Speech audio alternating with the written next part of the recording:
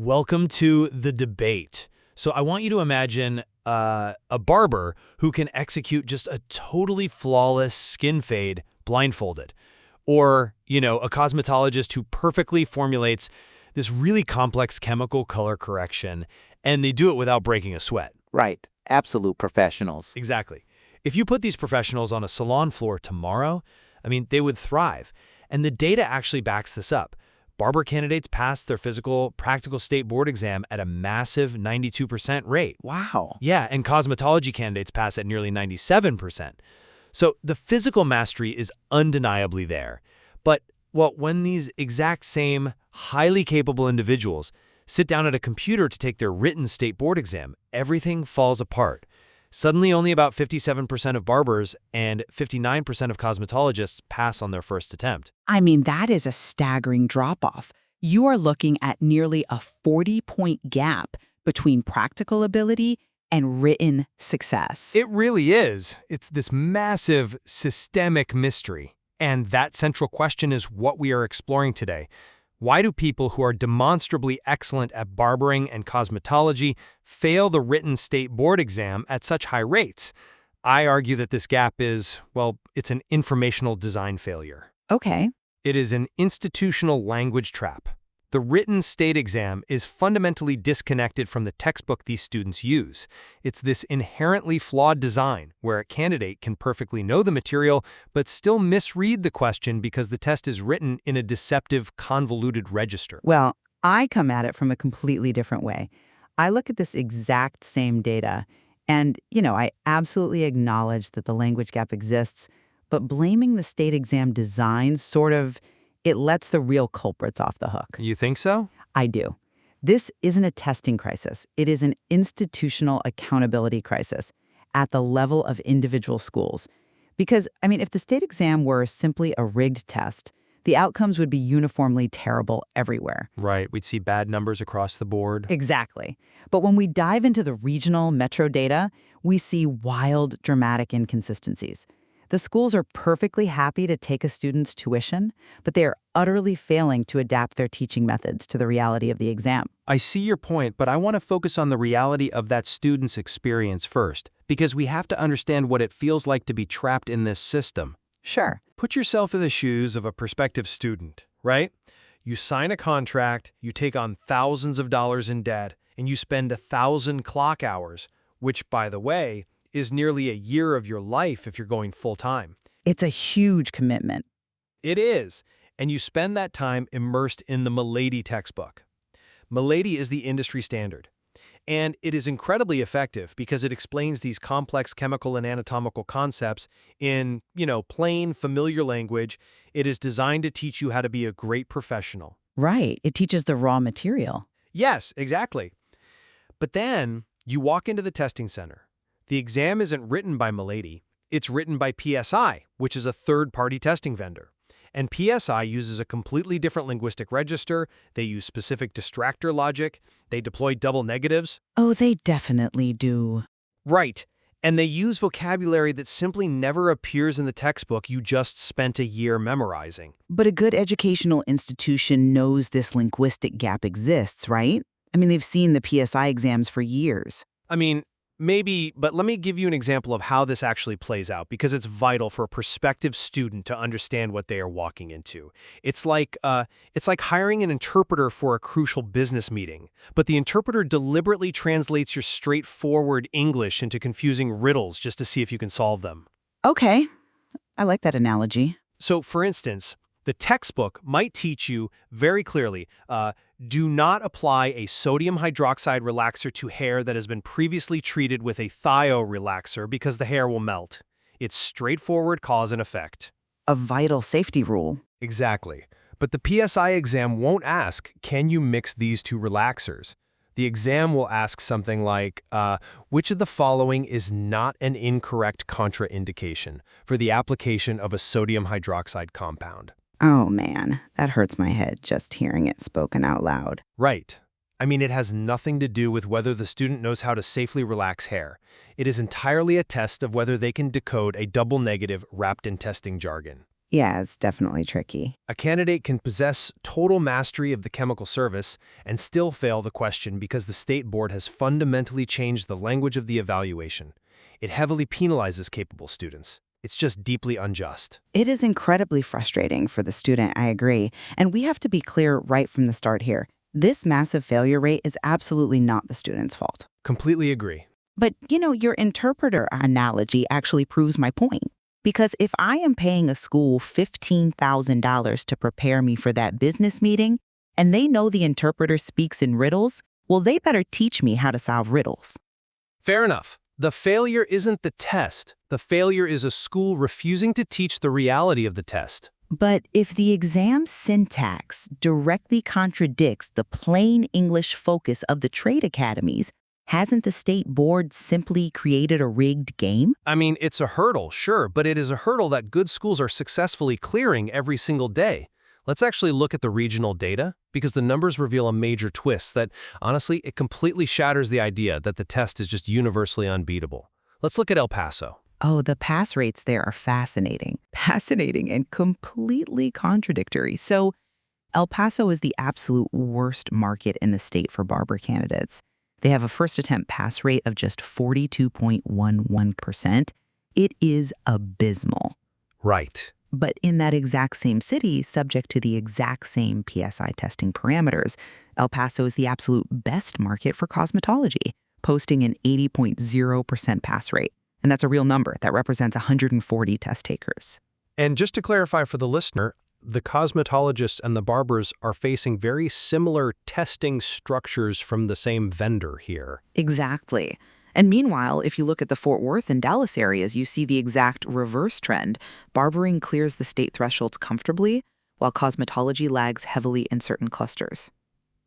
So if the core issue was just an insurmountable, linguistically flawed exam, then El Paso wouldn't be able to produce the best cosmetologists while simultaneously producing the worst barbers.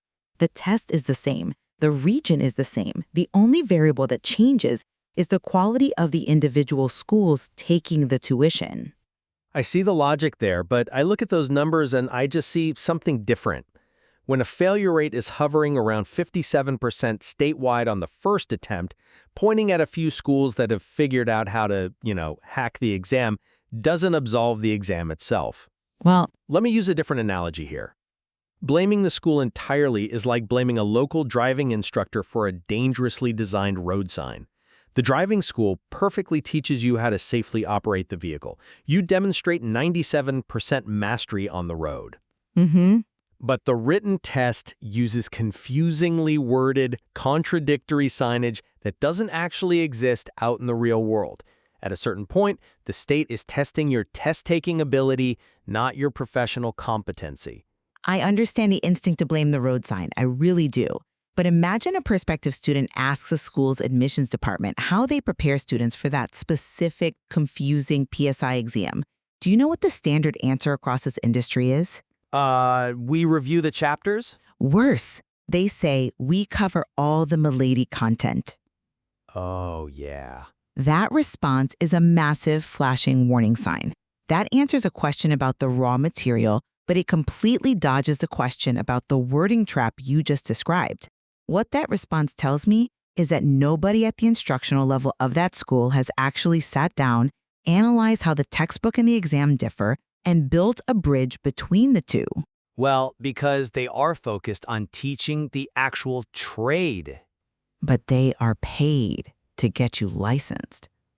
If a school knows the state is going to test you on a convoluted double negative about chemical relaxers, it is educational negligence to just hand you the Milady textbook and say good luck. Yeah. They are perfectly happy to cash the tuition check, but they refuse to evolve their curriculum. They let the student walk into a trap entirely unequipped. I mean, I get indignant on behalf of the students here, but I also have to point out the existential pressure these institutions are operating under. They aren't just stubbornly refusing to change. A lot of them are fighting for their survival. We have to talk about NACIS and Title IV funding. Right, the financial lifeblood of these schools. Exactly. For those who aren't steeped in the regulatory side, the National Accrediting Commission of Career Arts and Sciences, NACAS, requires schools to maintain a 70% written pass rate to keep their accreditation.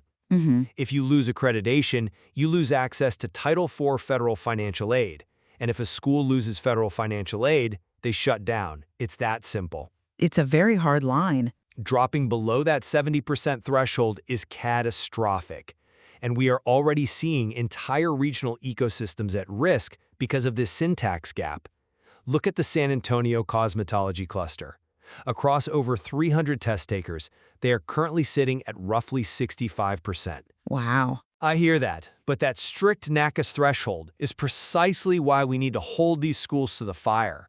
Because that 70% survival line is so critical, schools would resort to deeply deceptive practices to obscure their actual failures from prospective students. Right. This is where the data manipulation happens. And anyone listening needs to be hyper aware of this. You're talking about how they market their pass rates. Yes, absolutely. You walk into a school lobby and they hand you a glossy brochure boasting a 90% overall pass rate. But that phrase, overall pass rate, is a trick. It deceptively counts a student who passes on their fourth attempt exactly the same as a student who passes on their first attempt. Right, so it completely erases the struggle in between. Exactly. So, a massive rule for prospective students. When citing a pass rate, you must force them to clarify which of the three categories it falls into. Is it the first attempt pass rate? Is it the all attempts pass rate, which factors in every single failure? Or is it the ever pass rate, which just means the student eventually dragged themselves across the finish line? Never let a school present one as another. The reality of those different buckets is grim when you look at the raw state data. Let's actually break down the Barber numbers in conversational terms. Just under 57% pass on their first attempt. Right. But if you look at the total pool of all attempts made, it drops to roughly 44%. And if you look at the ever passes rate, the people who eventually get their license, it sits at just over 63%. Which leaves a terrifying mathematical reality. Yes, it means a staggering 36% of candidates never pass. More than a third of these students just give up. They drop out, they are saddled with thousands in student loan debt, and they never get licensed. It's tragic. This is exactly why I call it a linguistic trap. A student who requires 3 or 4 attempts to finally pass the written exam isn't suddenly learning how to cut hair better between attempt 3 and attempt 4. Their technical skill was already verified at 92%. No, they are just figuring out the test. Exactly. What they are doing through grueling, expensive trial and error is learning how to decode the PSI test-taking matrix. They are learning the language of the test, not the material of the trade. The fact that students eventually pass once they figure out the trick reinforces my argument entirely. The friction point is informational design, not a lack of practical knowledge. But while they are figuring out that trick, who is paying the price? The student. Right. By advertising those blended overall rates, the schools are hiding the very real retest burden. They hide the extra exam fees. They hide the months of delayed income. That burden falls squarely on the shoulders of the student, while the school gets to keep its NACAS accreditation and federal funding. Which brings us back to the deception in the marketing. How does a prospective student even evaluate a school if the headline numbers are blended like that? You have to look at sample sizes. This is another massive illusion in this industry, the illusion of perfection. A student might look at a state leaderboard and see a school like Otzi Barber in Dallas, boasting a perfect 100% pass rate. I mean, it sounds flawless. It sounds like an absolute guarantee of success. But we must mention that this specific figure rests on just 24 test takers. You cannot compare a 100% rate from 24 students to a massive industrial-scale program. Right. You should always mention when a city or school figure rests on fewer than 100 test takers, because a single lucky cohort or an unlucky one can swing a small percentage wildly. It's a statistical anomaly rather than a proven system. Precisely. Conversely, you look at Houston's cosmetology rate, sitting at around 71.5%. That figure represents 745 test takers. That is a statistically significant battle-tested number.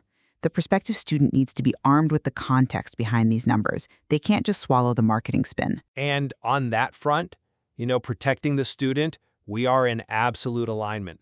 The prospective student bears the ultimate risk here. If they fail, the school still keeps the tuition. So let's pivot to the practical application. How do we arm them? If you are a student right now looking at cosmetology or barbering schools, how do you protect yourself before you sign a contract? Well, the very first myth we have to shatter is the idea that price equals quality. Tuition is not a reliable proxy for your chances of passing. There are highly exclusive, expensive programs charging $15,000, sometimes $20,000 that have abysmal first attempt pass rates. Right, and simultaneously, some of the strongest performers in the state are the cheaper public community college options. Exactly. Do not assume that taking on massive debt guarantees you a better education. You have to interrogate the school's specific outcomes. Based on everything we've discussed about the language gap, I believe there is one primary, non-negotiable question every single student must ask the admissions office. You sit down with them and you say, "You teach from the Milady textbook. The exam is written by PSI.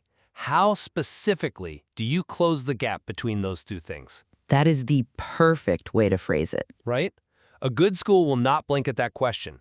They will be able to describe exactly how they drill PSI-style phrasing. They will show you practice tests that mimic the specific distractor logic and double negatives you will actually face. And if they don't? And walk away. It means they haven't recognized the informational design failure. They are going to teach you the trade, but they are going to leave you to decipher the exam entirely on your own. Yes, and if they answer that first question poorly, you can almost guarantee they'll fail the next one. Which brings me to the second vital question a student must ask, and this gets directly at the institutional failures I've been tracking. You have to ask, what happens if I have to stop for a while? The leave of absence policy. The luxury of treating this like a four-year university, where their only job is going to class. They have to pay rent, they have family emergencies, they get sick. Pausing is common. It is not the exception.